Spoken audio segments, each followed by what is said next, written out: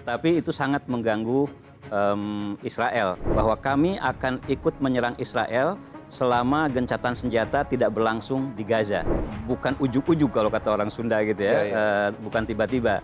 Hanya pertanyaannya kenapa sekarang? Why now? Why ya. now? Kenapa 23 September muncul tuh? Betul. Ada Pager. isu bahwa Israel itu mempercepat serangannya, terutama pertama mereka tahu bahwa selama ini Hizbullah menggunakan alat komunikasi yang agak susah untuk disadap. Tidak hanya pasukan Hizbullah yang tewas gitu ya, tetapi banyak juga dari warga sipil, bahkan anak-anak ada 2 misalkan, dan ribuan orang. Tidak hanya milisi Hizbullah, melainkan juga di situ ada petugas medis, ada pejabat pemerintahan, bahkan duta besar Iran pun ikut menjadi korban luka di situ. Saudara, eskalasi perang antara Israel dan juga Hizbullah ini kian memanas begitu. Ini mulai ada atau semakin masif itu pada hari Senin kemarin, tanggal 23 September 2024. Muncul sebuah pertanyaan, kenapa tiba-tiba kemudian Israel ini menyerang atau melakukan serangan kepada Hizbullah. Kemudian akankah ini menjadi perang yang cukup panjang sama seperti Israel perang dengan Hamas? Pada kesempatan kali ini, saudara, saya akan berdiskusi bersama dengan Mauludin Anwar atau Kang Awan yang juga merupakan jurnalis senior yang dulu juga pernah meliput bagaimana terjadinya konflik di Timur Tengah. Kang Awan, terima kasih sudah main-main lagi ke SCTV Tower untuk kita diskusi. Soalnya kalau ngomong Timur Tengah, kalau nggak sama Kang Awan ini kayak kurang afdol gitu ceritanya. Jadi menjawab pertanyaan aku di awal tadi, Kang, kenapa tiba-tiba analisis Kang Awan melihat track record atau histori yang ada ya? Kenapa tiba-tiba Israel tuh boom menyerang Hizbullah ini?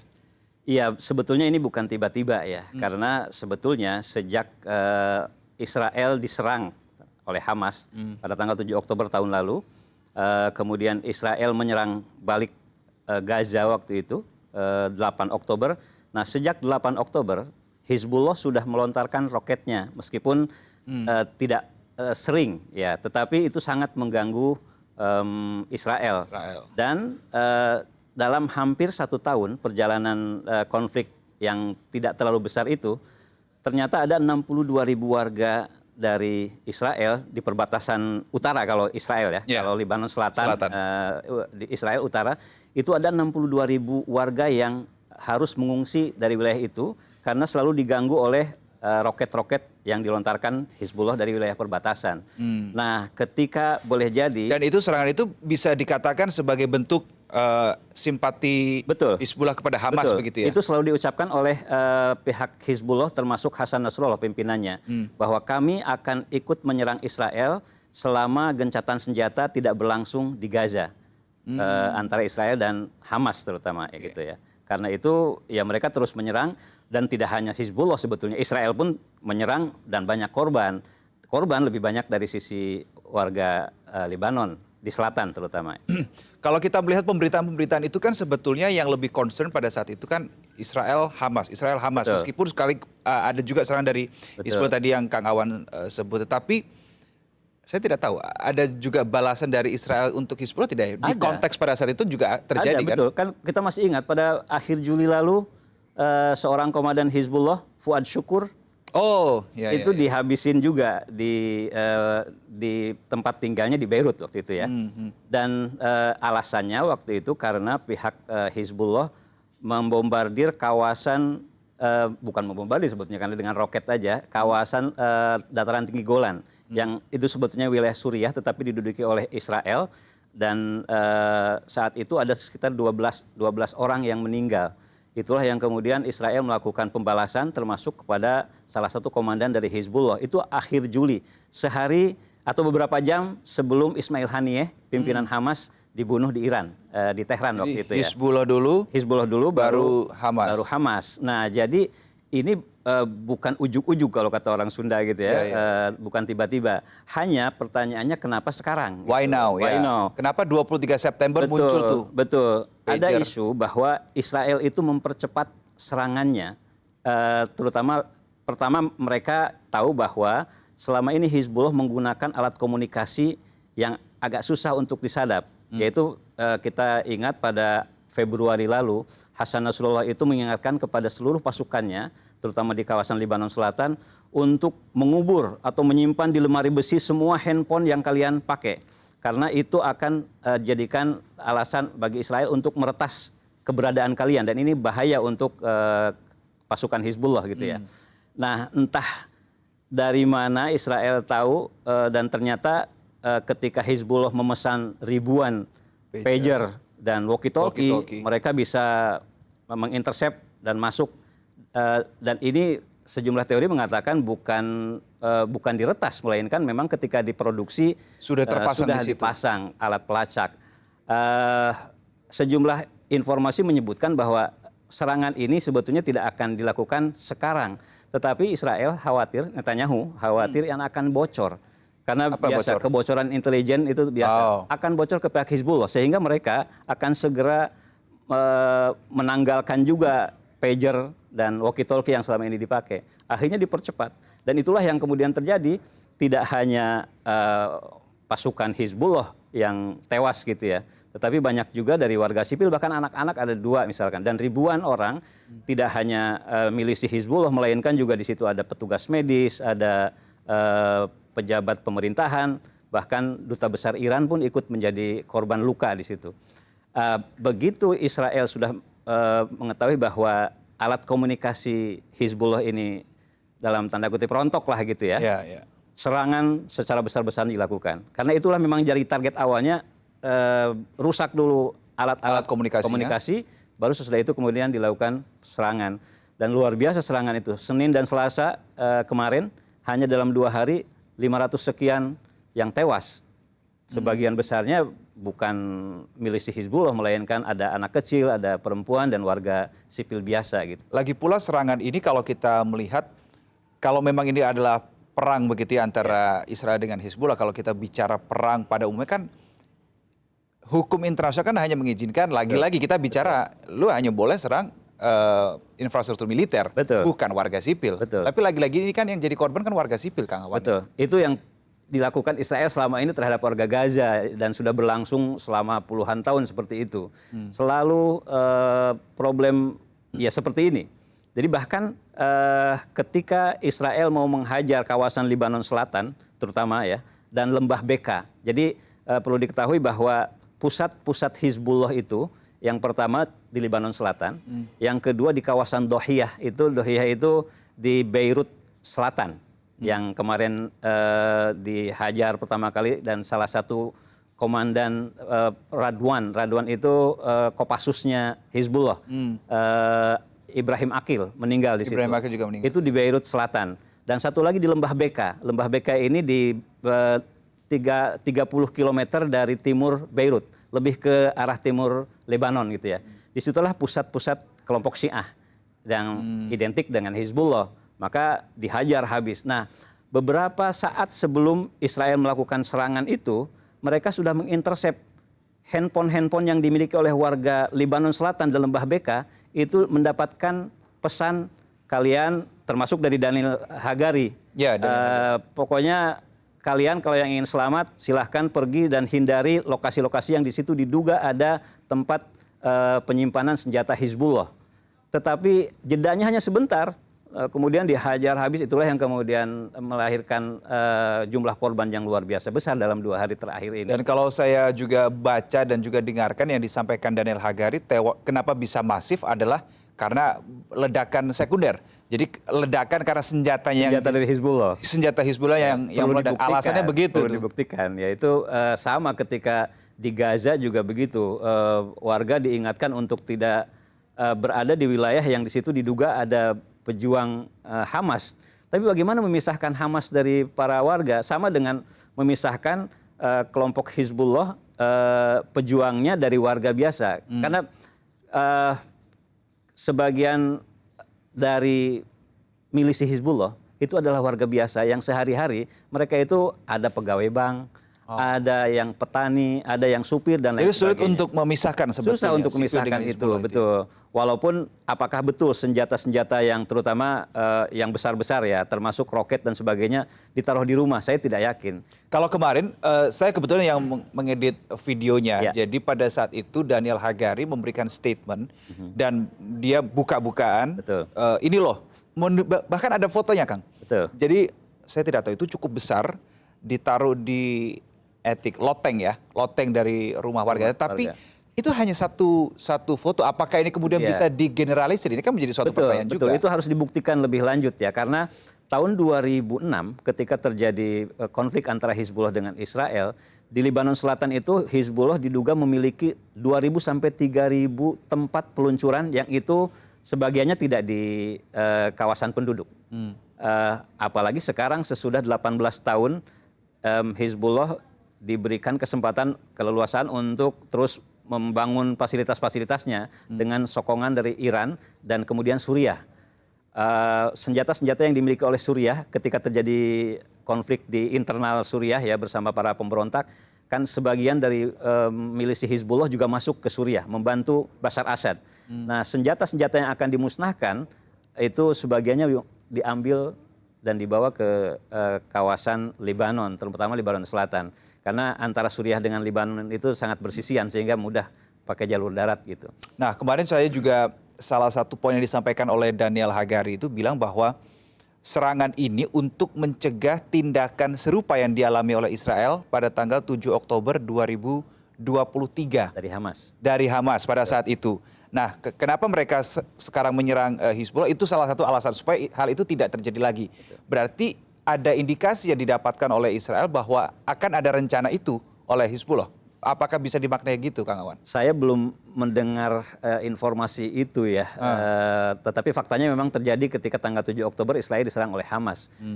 Atau jadi, ini sebenarnya hanya kekhawatiran Israel saja saya yakin sebetulnya? itu selalu alasan Israel itu kan membela diri, tetapi ketika membela diri korban yang ditimbulkan oleh Israel sendiri jauh lebih masif seperti halnya di Gaza misalkan gitu.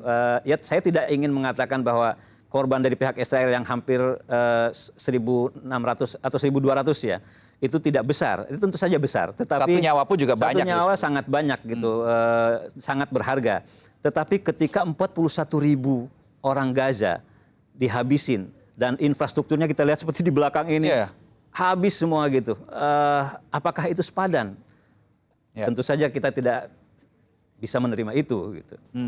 Itu jadi saya yakin ini hanya tuduhan-tuduhan yang disampaikan oleh Israel terhadap Hizbullah, walaupun saya tidak bisa bilang tidak gitu ya, karena saya tidak tahu. Masih harus dibuktikan masih lagi harus dibuktikan, betul. Netanyahu kemarin juga merilis sebuah video begitu dari kantor beritanya pemerintahan Israel. Di awal sekali dengan tegas dia mengatakan bahwa ini perang kami dengan Hizbullah, bukan perang kami dengan Lebanon. Betul. Apa urgensinya seorang Netanyahu harus mengatakan atau memberikan sinyal itu di awal sekali ini? Ya sama seperti di Gaza. Ketika Israel menyerang Gaza, banyak terutama dari dunia internasional yang menganggap bahwa Israel tidak berperang dengan Hamas tetapi dengan warga Palestina. Karena itu sebagian termasuk adanya pengumuman mewanti-wanti dari Daniel Hagari itu juga sebagai antisipasi Israel kalau akan muncul tudingan-tudingan yang sama ketika mereka lakukan di Gaza. Jadi mereka sudah lebih antisipatif.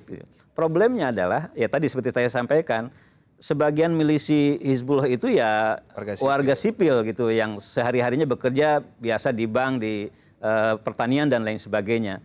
Nah, yang kedua kalau kita lihat sekarang bagaimana pihak Lebanon sendiri yang mengumumkan siapa yang korban luka dan lain sebagainya, Kementerian Kesehatan langsung gitu, bukan dari pihak Hizbullah. Betul. Artinya di situ menunjukkan bahwa ya bahwa ketika Israel menyerang Hizbullah atau menyerang siapapun di Lebanon, maka ini sudah perang kami dengan Anda Israel gitu. Kami itu siapa? Lebanon, pemerintah Lebanon. Saya ingin bandingkan dengan tahun 2006 ya. Boleh. Ketika Hizbullah berperang bersama Israel, melawan Israel tahun 2006, itu tanggal persisnya 12 Juli mulainya ketika ada 2 tentara Israel yang diculik oleh Hizbullah di kawasan perbatasan Israel dan Lebanon Selatan. Terjadilah konflik yang berlangsung sampai tanggal 14 Agustus. Jadi 1 bulan 2 hari. Nah, Israel mengatakan bahwa kami berperang dengan Hizbullah. Tetapi apa yang terjadi, infrastruktur dan warga yang menjadi korban itu lebih banyak dari kelompok warga sipil, terutama perempuan dan anak-anak gitu ya. Dan yang kedua, mereka ini tidak hanya warga Syiah, Ya, perlu diketahui bahwa Hizbullah ini hanya salah satu faksi dari 17 faksi yang ada di Beirut, di Lebanon. Ya, di sana itu yang Muslim ada 54%. Setengahnya Sunni, setengahnya Syiah. Nah, yang Syiah itulah ada kelompok Hizbullah namanya. Yang 40% lagi itu kelompok Kristen. Ada Palangis, Maronit, Kristen Protestan dan sebagainya. Sisanya ada Druze. Druze itu ini kelompok yang sebetulnya dekat ke Islam gitu ya. Tetapi ada klinik dan sebagainya sehingga tidak diakui sebagai Muslim gitu. Nah, ketika terjadi perang, semua bersatu.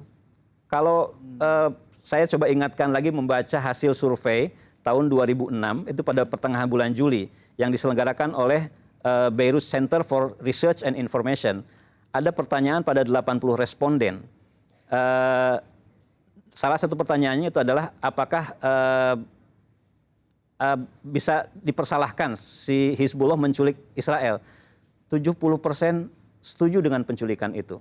Tapi lebih jauh lagi 87% mereka setuju dengan perlawanan Hizbullah terhadap Israel yang menyerang kawasan Lebanon gitu. Jadi ketika setahun sebelumnya ada peristiwa pembunuhan terhadap mantan Perdana Menteri Rafiq Hariri yang itu dari kelompok Sunni. Yang dipersalahkan saat itu Suriah yang membackup Hizbullah karena ini faksi Syiah juga ya, sama dengan Iran. Itu setahun sebelumnya mereka antara Hizbullah dengan kelompok Sunni berantem tuh. Kemudian Michel Aoun itu dari kelompok patriotik Palangis Kristen. Tahun 2004 dia termasuk yang menyetujui untuk resolusi Dewan Keamanan PBB untuk pelucutan senjata Hizbullah. Itu yang paling kencang. Tapi begitu terjadi tahun 2006 serangan dari Israel ke kawasan Lebanon, semua bersatu. Mereka bahwa boleh jadi karena di Lebanon itu kan sudah berpengalaman 15 tahun lebih, ada perang saudara dari tahun 75 sampai tahun 90. Mereka berkonflik dengan 17 faksi itu. Tetapi begitu melihat Israel, ini musuh kami. Common enemy. Common enemy.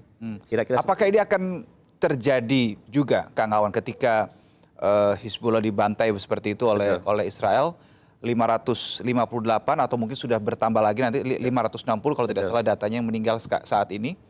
Apakah itu juga peristiwa di 2006 bersatunya seluruh faksi yang ada di Lebanon itu juga akan terjadi di saat ini? Betul.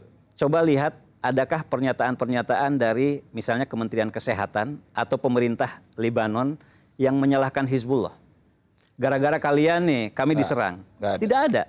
Mereka hanya mengupdate jumlah korban tewas sekian. Mengupdate jumlah korban dan kemudian boleh jadi ada beberapa orang yang diam yang tidak menyalahkan, tapi paling tidak mereka diam, tidak menyalahkan Hizbullah gitu ya. Sebagiannya tentu mereka menganggap bahwa Hizbullah bahkan sebagai hero. Saya ingin bilang ini kenapa? Hizbullah ini yang muncul pada tahun 82 ketika Lebanon sedang berkecamuk perang saudara. Nah, kenapa Hizbullah muncul? Sebetulnya bukan karena perang saudara itu, melainkan karena Israel masuk ke kawasan Lebanon, khususnya Lebanon Selatan, termasuk ke Beirut, ibu kotanya, untuk mengejar kelompok perlawanan Palestina, PLO saat itu termasuk yang Yasser Arafat tokohnya gitu ya. Nah, kemudian ketika terjadi kecamuk perang saudara itu, pihak IDF Israel yang dipimpin langsung oleh Ariel Sharon waktu itu mempersenjatai kelompok Kristen Palangis untuk menghabisi kelompok perlawanan PLO, khususnya di Beirut Selatan, yang kita ingat peristiwa Sabra and Shatila. Itu pemukim dari Palestina itu dihajar ratusan orang dalam waktu satu malam itu ya, satu hari satu malam. Dan di belakangnya Israel.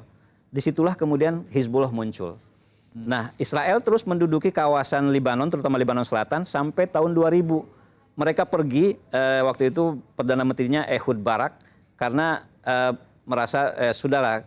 Dan di situ Hizbullah termasuk yang membuat Israel ini pergi.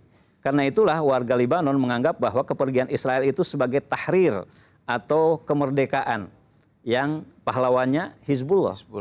Tahun 2006 ketika Israel menyelesaikan gencatan senjata sesudah perang sebulan 2 hari itu, beberapa jam kemudian sesudah fasilitas hancur semua punya Hizbullah dan warga Libanon.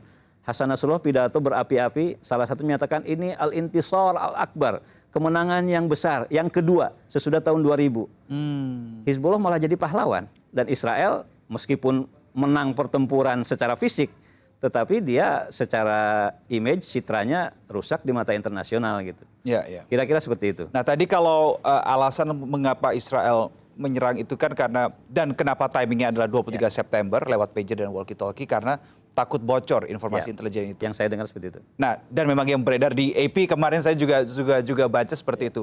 Nah, pertanyaan lain adalah soal pengungsi. Betul. Jadi ada puluhan ribu yang mengungsi dari Israel Utara berarti. Israel Utara, kemudian apakah ini juga bisa menjadi reason bagi Israel, oke, gue nyerang Hizbullah karena ada warga saya nih yang juga mengungsi karena tindakannya Hizbullah. Apakah bisa dimaknai begitu? Iya betul. Jadi itulah alasan yang disampaikan baik oleh Daniel Hagari dan terutama Netanyahu, termasuk oleh Menteri Pertahanannya Yoav Galan yang hampir beberapa hari lalu akan dipecat oleh Netanyahu gara-gara beda pendapat terkait penanganan Gaza. Nah, tapi ketika menyangkut perbatasan Israel di utara, itu dua orang ini kelihatannya bersatu lagi. Bahkan memuji-muji apa yang dilakukan oleh IDF dan Mossad terkait dengan kasus pager sama walkie-talkie itu. Alasan paling utama dari Netanyahu dan pemerintahan dia adalah penyerangan ini dalam rangka mengembalikan 62.000 warga Israel ke kawasan Israel Utara yang berbatasan dengan Lebanon Selatan. Tapi ketika saya berpikirnya begini, oke, mengembalikan perang, dibersihkan dulu, warganya bisa balik lagi di situ. Tetapi untuk menjamin keamanan, kan bisa juga dijadikan alasan Israel untuk kita akan terus berperang ini. Karena setelah kembali, kita juga harus jamin keamanannya.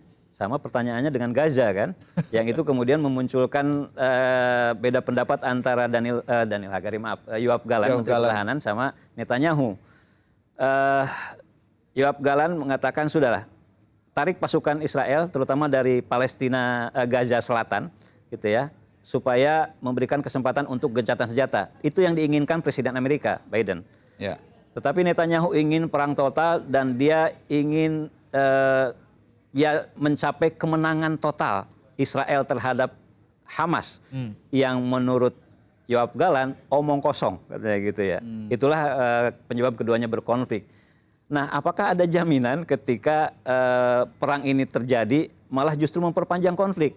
Warga Israel bukannya bisa pulang ke kawasan di utara, malah makin bertambah para pengungsi karena Hizbullah sendiri saat ini belum mengeluarkan kekuatan terbesarnya. Dia diduga berarti mempunyai... ini belum peaknya ya Bang? Belum peak ini. Apalagi kalau misalkan Iran ikut terlibat, itu... Ada kemungkinan itu terjadi, Kang? Saya malah ada pendapat ini ya, terkait dengan ini. Israel tuh kenapa kok ngebet banget untuk menyerang itu. Ini sebagai trigger aja untuk, ayo Hizbullah dihajar habis-habisan. Hanya dalam waktu 2 hari 500 lebih orang mati, supaya Iran dan sekutu-sekutunya itu ikut terlibat di dalamnya. Dan ketika Iran masuk, apalagi misalkan Turki dan sebagainya, Amerika pasti tidak akan tinggal diam dan akan ikut masuk ke dalam konflik yang lebih besar. Itulah yang diinginkan Israel. Itu pendapat yang saya dengar dari beberapa yang muncul. Oke, pada saat 7 Oktober 2023 dan bahkan mungkin sampai sekarang masih berlangsung antara Israel dengan juga Hamas. Perangnya cukup panjang, korban jiwanya juga sangat banyak begitu, baik itu di sisi, terutama jelas di sisi Palestina yang paling banyak ya. Apakah hal serupa ini juga akan terjadi, Kang Awan, di perang antara Israel dan juga Hizbullah? Perang yang cukup panjang begitu. Ya, saya tidak menduga akan sepanjang di Hamas. Gaza. Akan sepanjang di Gaza. Tetapi yang dilakukan Israel itu mempercepat. Lihat saja dalam 2 hari sudah 500 sekian, padahal saya waktu perang 2006 hadir di sana, 1 bulan 2 hari, yang meninggal saya harus nyebut hanya dibandingkan sekarang gitu ya, 1.300 dan sebagiannya warga. 1 bulan 2 hari 1.300 orang meninggal. 2006. Sekarang 2 hari saja sudah 560. Ya 560. Jadi saya lihat ini kelihatannya Israel mempercepat. Supaya ya tadi targetnya ingin menghabisi Hizbullah, sehingga kalau Hizbullah lemah gitu ya, bahkan kalau bisa habis kawasan Libanon Selatan, boleh jadi mereka akan masuk lagi ke situ, boleh jadi. Tetapi saya yakin ini tentu saja tindakan yang sangat tercela di mata internasional. Ketika Tapi realistiskah Kang untuk menghabisi total Hizbullah itu? Karena kan sudah mengakar juga Ya. begitu ya. Yaitu keinginan Israel. Oh Kan iya. yang jadi pertanyaan, apakah Israel mampu menghabisi Hizbullah?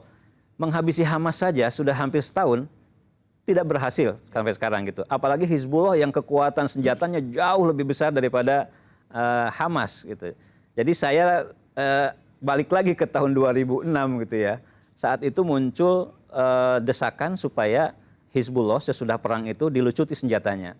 Nah, Presiden Emil Lahud yang saya wawancarai waktu itu bahkan membela Hizbullah. Padahal Emil Lahud itu dari kelompok Kristen. Apakah ada jaminan Israel tidak akan nyerang lagi kalau Hizbullah dilucuti senjatanya? Nah, ketika Hizbullah tidak punya senjata, siapa yang akan membela Libanon? Tapi mereka punya militer sendiri kan seharusnya. Militer Libanon itu diduga malah lebih lemah dibandingkan dengan Hizbullah. Kapan mereka berperang? Nah, sementara Hizbullah latihan selalu gitu ya. Bahkan mereka dilatih oleh Garda Revolusi Iran. Kemudian ketika di Suriah juga mereka berlatih perang gitu ya. Sementara Libanon tentaranya itu lebih banyak ke menjaga keamanan dan kedamaian. Termasuk ketika Tentara Nasional Indonesia dikirim sesudah perang 2006 itu ke kawasan selatan di Libanon. Nah, mereka ikut di situ untuk membantu tentara Libanon lokal gitu ya yang ada di sana. Tetapi dibandingkan kekuatannya dengan Hizbullah, ya Hizbullah memang lebih kuat dibandingkan dengan tentara resminya gitu. Walaupun ya selalu muncul nanti ketika sudah tidak perang lagi akan muncul tuh perdebatan ini negara dalam negara, kayak kerikil dalam sepatu, selalu muncul seperti itu. Tapi ketika serangan Israel muncul lagi, bahu-membahu mereka untuk membela Hizbullah, kira-kira seperti itu. Tapi kalau itu tadi membandingkan antara Hizbullah dengan militer yang dimiliki oleh Lebanon, militer resminya. Bagaimana kalau kita mencoba untuk mengkomparasikan Hizbullah dan juga Hamas yang sampai dengan saat ini juga masih sama-sama musuhnya dari Israel? Artinya maksudnya kekuatan militernya? Ya, kekuatan militernya. Sama. Sama Kekuatan ya? militer Hizbullah lebih besar daripada kekuatan militer Hamas. Karena apa? Hizbullah itu tinggal di sebuah negara yang tidak diawasi oleh Israel. Sementara Gaza bahkan kan Gaza itu untuk masuk ke Gaza, kalau tidak lewat Israel ya harus lewat Mesir. Mesir sejak sebelum terjadi perang tanggal 7 Oktober itu sudah menutup pintu keluar dari Mesir untuk masuk ke Gaza. Bahkan ketika banyak korban yang ingin masuk ke Mesir saja oleh Mesir dihalangi. Sehingga diduga masuknya senjata-senjata itu lewat terowongan bawah tanah secara ilegal. Nah, sementara ke Libanon masuknya itu bisa lewat Suriah, jalan darat, atau Iran juga bisa dari laut misalkan gitu. Sehingga mereka punya keleluasaan untuk mendapatkan pasokan senjata yang jauh lebih besar. Saya baca itu punya Hizbullah, rudal dan roket itu antara 120.000 sampai 200.000 yang dimiliki oleh Hizbullah itu ya? Bukan Lebanon ya? Bukan Lebanon. Hizbullah Sebagiannya dari Iran dan ada juga dari Suriah. Bahkan tank gitu ya, walaupun saya tidak pernah melihat Hizbullah menggunakan tank karena mungkin ada tank dihajar oleh Israel gitu. Kira-kira itu. Jadi Hizbullah ini ya Israel, saya tidak tahu apakah mereka akan melakukan serangan yang lama gitu ya, atau cepat seperti yang saya bilang tadi. Tapi saya menduga yang kedua, mereka segera cepat gitu habisin ya begitu. Kenapa harus cepat, Kang?